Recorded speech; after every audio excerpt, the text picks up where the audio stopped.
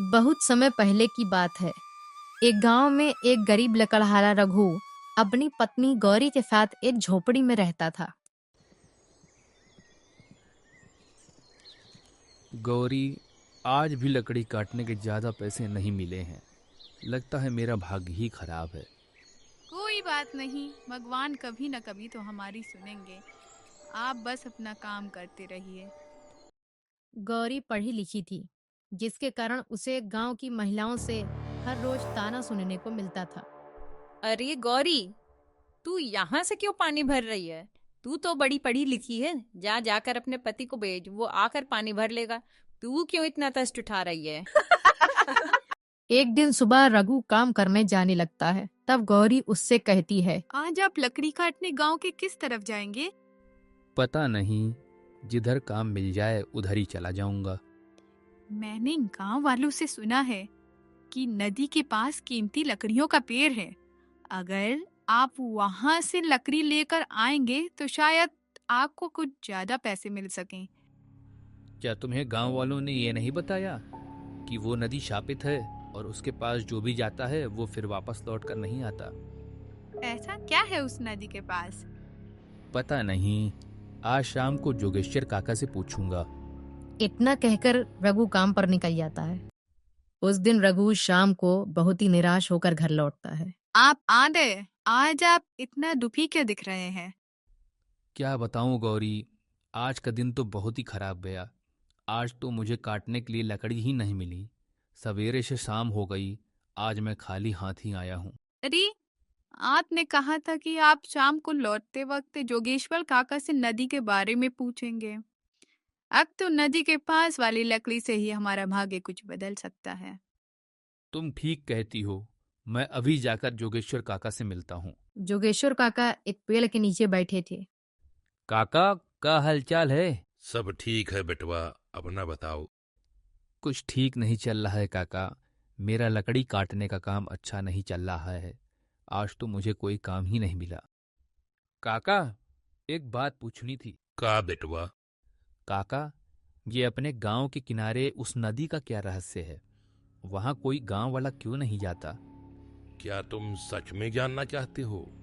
जानना ही नहीं, उस नदी के पास वाले पेड़ों को काटकर उन्हें अच्छे दामों पर बाजार में बेचकर अपनी गरीबी को दूर भी करना चाहता हूँ। रघु, मुझे भी ज्यादा कुछ नहीं पता है।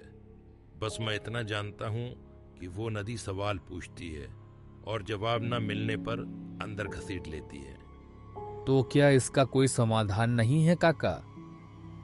एक रास्ता है। नदी को उसके सवाल का जवाब देने के लिए पूरे एक दिन का समय देती है, पर शर्त ये होती है कि उस सवाल की चर्चा व्यक्ति सिर्फ अपने परिवार से ही कर सकता है। अगर किसी बाहरी से चर्चा किया तो सब मरेंगे। तुम्हारे पास पूरा एक दिन होगा सवाल का जवाब देने के लिए। रघु, इस काम में खतरा है, इसलिए मैं तो यही कहूंगा कि तुम नदी के पास वाले पेड़ का ख्याल छोड़ ही दो तो अच्छा है। मैं ये सब नहीं मानता काका। मैं कल सवेरे नदी के पास जरूर जाऊंगा। देखते हैं नदी मेरा क्या कर लेती है। रघु वहां से चला जाता है। अगली सुबह वो नदी के पास जाता है और पेड़ों पर कुल्हाड़ी चलाने लगता है। तभी पानी से किसी के निकलने की आवाज आती है और एक तेज आवाज में गर्जना होती है।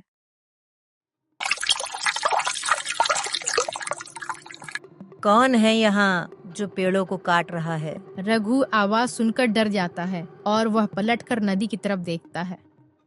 तुमने यहाँ आकर बहुत बड़ी गलती कर दी है। क्या तुम्हें मालूम नहीं कि यहाँ आज तक जो भी आया है वो कभी वापस नहीं गया? क्षमा देवी, मुझे गांव के लोगों ने बताया था, पर मुझे इन सब बातों में यकीन नहीं था, इसलिए गलती से मैं यहाँ आ गया। मेरा नियम सबके लिए बराबर होता है। तुम्हें मेरे सवाल का जवाब देना होगा। यदि तुम मेरे सवाल का जवाब देते हो तो तुम यहाँ आकर अपनी आवश्यकता अनुसार लकड़ी ले जा सकते हो, परंतु तुमने मेरे सवाल का जवाब नहीं दिया तो तुम्हारे प्राण मेरे द्वारा ले लिए जाएंगे। देवी, वो सवाल क्या है? मेरे सवाल को ध्यान से सुनना। 8 गेंदें हैं, जिसमें से 7 गेंदें एक ही वजन की होगी। परंतु एक गेंद का वजन थोड़ा अधिक होगा। तुम्हें तराजू से तौलकर वो अधिक वजन वाली गेंद को ढूंढना होगा। देवी, ये तो बहुत ही आसान है, फिर इसका जवाब आज तक कोई गांव वाला क्यों नहीं दे पाया? ये इतना आसान भी नहीं है। तुम्हें इसे तराजू का कम से कम उपयोग करते हुए पता लगाना है। मैं समझा नहीं दीदी। मतलब तुम्हें कम से कम तौल में उस गेंद का पता लगाना है। देवी, मुझे इसका उत्तर नहीं आता। मुझे क्षमा करें देवी, मैं यहाँ अब कभी नहीं आऊँगा। यदि तुमने उत्तर नहीं दिया तो तुम्हारी मृत्यु निश्चित है। अब से तुम्हारे पास पूरे 1 दिन का समय है। कल इसी समय तक तुम्हें मेरे पास आकर उत्तर बताना होगा, नहीं तो तुम मृत्यु को प्राप्त हो जाओगे। और एक बात और याद रखना, इस सवाल की चर्चा तुम सिर्फ अपने घर के सदस्यों से कर सकते हो। यदि तुमने या तुम्हारे घर के सदस्यों ने इसकी चर्चा गांव के किसी बाहरी व्यक्ति से की तो तुम सब मृत्यु को प्राप्त हो जाओगे। रघु डरते हुए वहां से चला जाता है। रास्ते में वो एक पेड़ के पास बैठ जाता है और इस सवाल का जवाब सोचने लगता है। हे भगवान, मेरी रक्षा करो। समझ में नहीं आता कि मुझे कैसा जीवन मिला है। अगर मेरे पास कुछ पैसे होते तो शायद मैं नदी के किनारे कभी न जाता। अब अगर इस सवाल का सही जवाब मैंने नहीं दिया तो मैं मर जाऊंगा। मेरे बाद गौरी का क्या होगा? रघु, तुम मन को शांत कर सवाल का जवाब ढूंढ, नहीं तो मरना तो वैसे भी है। अगर मैं तराजू के दोनों तरफ 4-4 गेंदें रखूं तो जिधर तराजू भारी होगा, यानी वो भारी गेंद उन चारों में से कोई एक होगी। और अब उन 4 गेंदों को 2-2 मैं तराजू की दोनों तरफ रखूंगा, तो जो पलड़ा भारी होगा, यानी वो भारी गेंद उन दोनों में से कोई एक होगी। और अब उन 2 गेंदों को तीसरी बार तराजू पर एक-एक रखेंगे तो मुझे वो भारी गेंद मिल जाएगी। तो इस तरह से तो इस सवाल का जवाब 3 होना चाहिए। पर यह सवाल इतना आसान तो नहीं होगा, नहीं तो मेरी तरह गांव वाले भी इसका जवाब देकर बच जाते। पर यहाँ जवाब कुछ और ही होगा। बहुत समय हो गया है, मुझे घर की तरफ निकलना चाहिए। रघु घर पहुंचता है। अरे, आप आ गए? मैं बहुत बड़ी मुसीबत में फंस गया हूँ गौरी। क्यों, क्या हुआ? आज आप उस नदी के किनारे पेड़ काटने के लिए गए थे? अरे वहीं से तो मुसीबत मेरे गले लग गई। उस नदी ने मुझसे सवाल पूछा है और कहा है कि कल दिन तक मैंने अगर उसका जवाब नहीं दिया तो मैं मर जाऊंगा। हे भगवान, ये क्या अनर्थ हो गया। अब हम लोग क्या ही कर सकते हैं। मुझे नदी का सवाल बताइए, हो सकता है कि हम लोग उसका जवाब मिलकर ढूंढ लें। सवाल ये है कि 8 गेंदें हैं, जिसमें से 7 एक ही वजन की हैं और एक का वजन थोड़ा ज्यादा है। अब हमें कम से कम तराजू का इस्तेमाल करके उस भारी गेंद को ढूंढना है। इसके लिए तो मैं पहले एक तराजू और 8 छोटे पत्थर ले आती हूँ, जिससे इस सवाल को समझने में आसानी होगी। गौरी पत्थर और तराजू लेकर के आती है। आपको इस सवाल का कोई हल सूझा? हाँ, मेरे हिसाब से तो इसका जवाब 3 तौल होना चाहिए, पर मुझे लगा कि इसका जवाब कुछ और होगा, क्योंकि ये तो कोई भी गांव वाला बता देगा। जरूर इस सवाल में कुछ छुपा हुआ है। गौरी भी इसका जवाब ढूंढने में लग जाती है।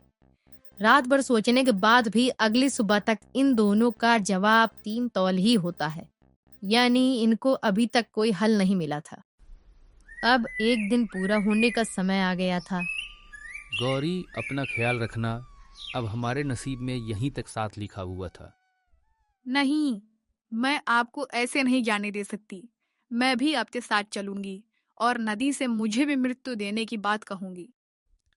नहीं, तुम क्यों अपनी जान गंवाना चाहती हो? ये गलती मेरी है। पर नदी के किनारे पेड़ काटने की बात तो मैंने ही आपसे कही थी, इसलिए मैं बराबर ही भागीदार हूँ, इसलिए मैं भी चलूंगी। रघु और गौरी नदी की ओर जा रहे थे, परंतु गौरी लगातार अपना दिमाग चला रही थी। जब दोनों नदी के करीब पहुंचने वाले थे, तभी गौरी को उसका सही जवाब मिल गया। मुझे इसका सही जवाब मिल गया है। क्या है इसका सही जवाब? ये मैं नदी देवी के सामने ही उनसे बताऊंगी। तुम बस जल्दी चलो। देवी, मैं अपना जवाब लेकर आ गया हूँ, कृपया प्रकट हो। तो तुम आ गए?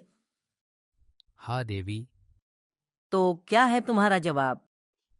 इसका जवाब है न्यूनतम 2 तौल में उस भारी गेंद को ढूंढा जा सकता है। तुमने बिल्कुल सही जवाब दिया है। मैं तुम्हारे जवाब से प्रसन्न हुई और अब तुम्हारे पति पर कोई भी प्राण संकट नहीं है और वो यहाँ पर जरूरत के मुताबिक लकड़ी भी काट सकता है। इतना कहते ही बेबी आंखों से ओझल हो गई। गौरी, इसका जवाब 2 कैसे होगा? घर चलकर सब बताती हूँ।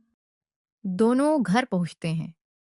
अब तो बता दो भाग्यवान कि इसका जवाब 2 कैसे होगा। देखिए, इन 8 पत्थरों में से कोई 2 पत्थर अपने पास रख लीजिए और बाकी बचे 6 पत्थरों को तराजू पर 3 पिन रखिए। अगर दोनों तरफ तराजू बराबर रहे, यानी कि उन सभी 6 पत्थरों के वजन बराबर हैं, मतलब कि वो सभी पत्थर आप हटा सकते हैं और जो शुरुआत में 2 पत्थर आपने अपने पास रखे थे, उनमें से कोई एक भारी पत्थर होगा, तो उनको आप दूसरी टॉल में एक-एक रखकर पता लगा लेंगे। वो तो ठीक है, पर वो 3-3 पत्थर जो हमने रखे हैं वो बराबर वजन के न निकले तो तराजू के भारी पलड़े में वो भारी पत्थर होगा। मतलब कि जो 2 पत्थर आपके पास हैं और हल्के पलड़े की तरफ जो 3 पत्थर हैं, वो सब आप किनारे रख सकते हैं। अब हमें उन 3 में से भारी पत्थर ढूंढना है। तो हम फिर एक पत्थर अपने पास रखेंगे और बाकी बचे 2 पत्थरों को एक-एक तराजू पर रखेंगे। अगर तराजू बराबर हुए, तो जो पत्थर हमने शुरुआत में निकाला वही भारी पत्थर है।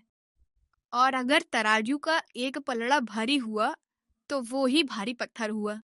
और इस तरह से इस सवाल का जवाब 2 होगा।